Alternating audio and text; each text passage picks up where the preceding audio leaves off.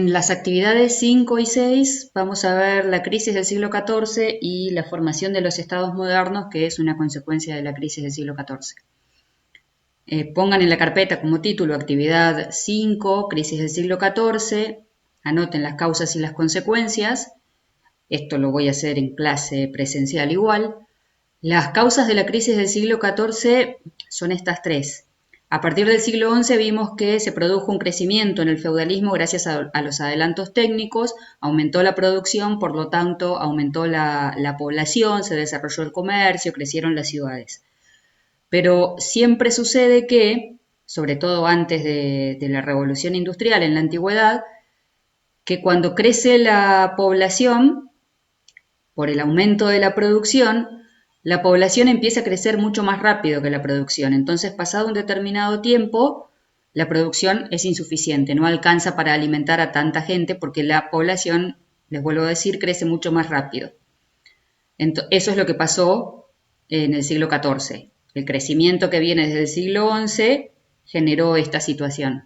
A eso se le sumó que en el siglo XIV se produjeron una serie de malas cosechas y se produjo una guerra que afectó al norte de Europa, las principales potencias de Europa en ese momento, que eran Francia e Inglaterra, que es la guerra de los 100 años.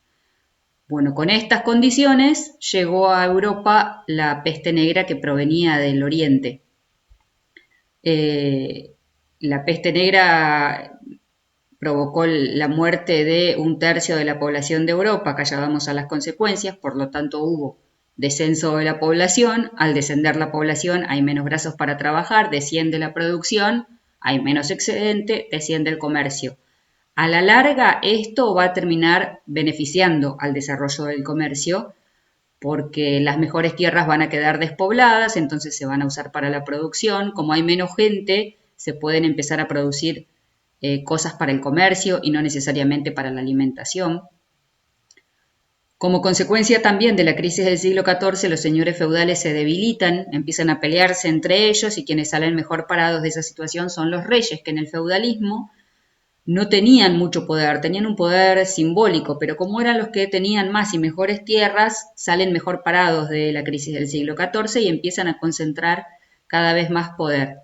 Como muchos de los que se morían eran campesinos, siervos, los que vivían en peores condiciones, los señores feudales empiezan a pagarle salario a los campesinos para que decidan quedarse o ir a trabajar a sus tierras. Surge así el campesino asalariado, que no era algo común en la Edad Media, no se trabajaba comúnmente por un salario. Empieza a surgir esto a partir del siglo XIV. Y se comienza a cuestionar el pensamiento religioso. Como la gente se moría igual, fueras un buen cristiano o no tanto, la peste te alcanzaba igual, el pensamiento religioso empieza a cuestionarse lentamente. A continuación se los explico con un video que aporta imágenes. Antes del siglo XIV el feudalismo se encontraba en expansión. Gracias a los adelantos técnicos del siglo XI se había incrementado la producción y también por eso había crecido la población. El pensamiento seguía controlado por la religión. La Iglesia Católica controlaba todavía las ideas de las personas. Las ciudades habían también comenzado a crecer gracias al aumento de la producción y al desarrollo del comercio, sobre todo el comercio con Oriente. Ya en el siglo XIV comienzan a producirse una serie de guerras entre dos grandes países, Francia e Inglaterra. Esa guerra se extendió durante mucho tiempo, por eso se la conoce como la Guerra de los 100 años. A eso se le suma la expansión en el este, en Asia, del Imperio Mongol. Dentro del territorio que controlaba el Imperio Mongol va a aparecer una enfermedad desconocida, la peste bubónica, que junto con la expansión de este imperio y con el movimiento de los ejércitos va a empezar a expandirse en todas las direcciones del imperio. La peste comenzó a expandirse hacia el oeste a través de las caravanas comerciales que conectaban Oriente con Occidente y a través de las cuales se transportaban los productos como las especias, la seda de Oriente que llegaban a Europa.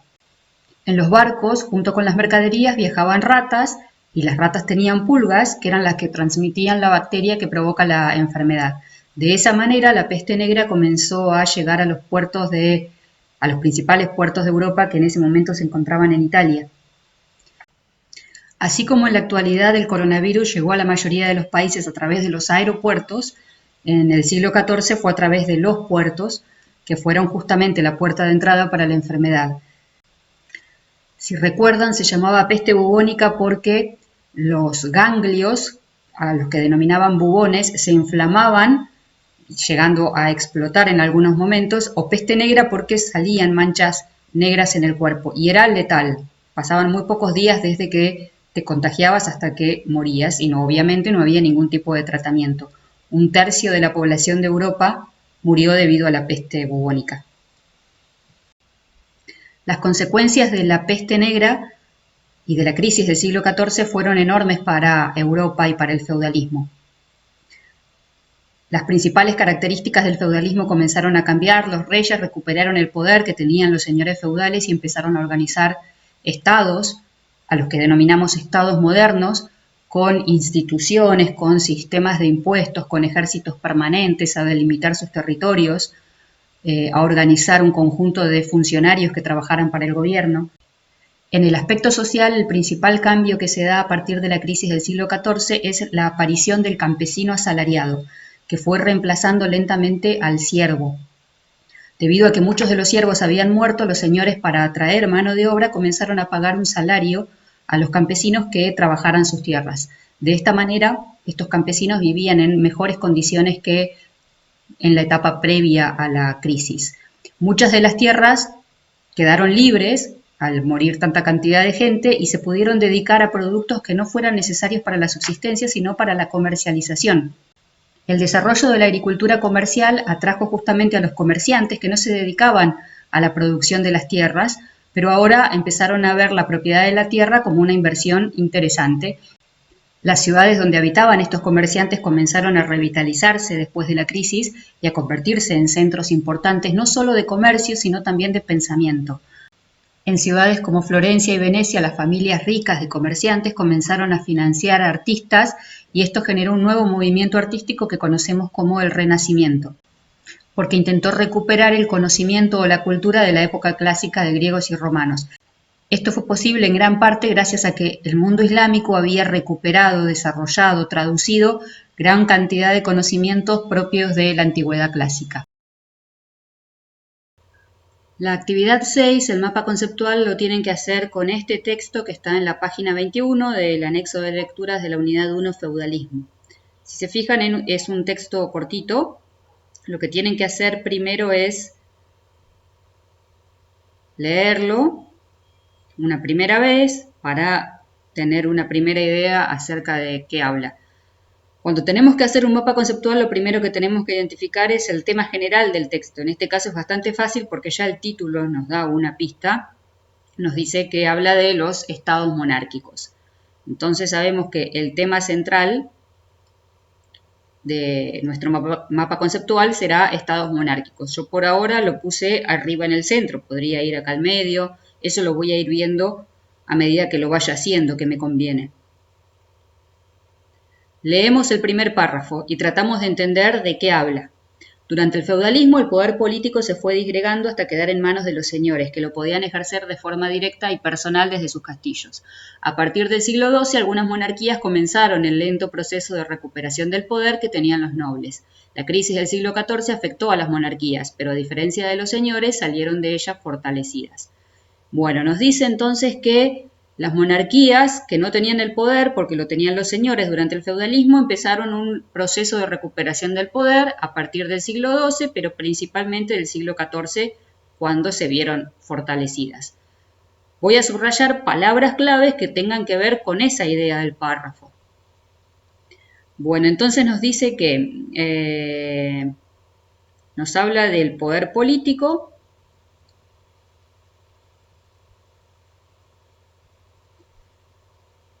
que las monarquías comenzaron un proceso de recuperación de ese poder político, fíjense que dice del poder, pero ya me lo había nombrado antes, y que ese proceso de recuperación del poder político por parte de las monarquías se dio a partir del siglo XII y principalmente con la crisis del siglo XIV.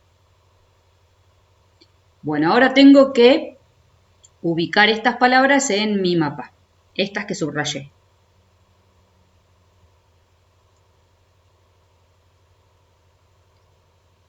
Primero entonces los estados monárquicos nos dicen que comenzaron cuando las monarquías iniciaron un proceso de recuperación. ¿De qué? Del poder político. ¿Cuándo fue eso?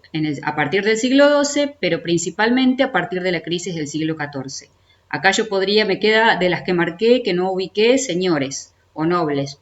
Entonces, podría agregar estados monárquicos, se formaron cuando las monarquías iniciaron un proceso de recuperación del poder político que tenían los nobles, podría agregar. Este proceso de recuperación comenzó a partir del siglo XII y se fortaleció a partir de la crisis del siglo XIV. Eso que yo agrego para poder leer esto va acá afuera, son los conectores, que generalmente son verbos y preposiciones. Los estados monárquicos se formaron cuando las monarquías comenzaron un proceso de recuperación del poder político a partir del siglo XII, principalmente con la crisis del siglo XIV. Y esto es provisorio, yo no sé si va a quedar así, si lo voy a tener que mover después, si me va a convenir que, no sé, que esto esté más al medio o que poder político no me quede encerrado. Voy probando, siempre es un borrador. Pero recuerden esto, adentro de las burbujitas van palabras claves, conceptos, no van oraciones enteras, no pueden poner dentro de una burbuja el proceso de recuperación del poder político, toda una oración entera acá adentro no va. Está sustantivos y su adjetivo o un concepto como crisis del siglo XIV, pero no una oración completa.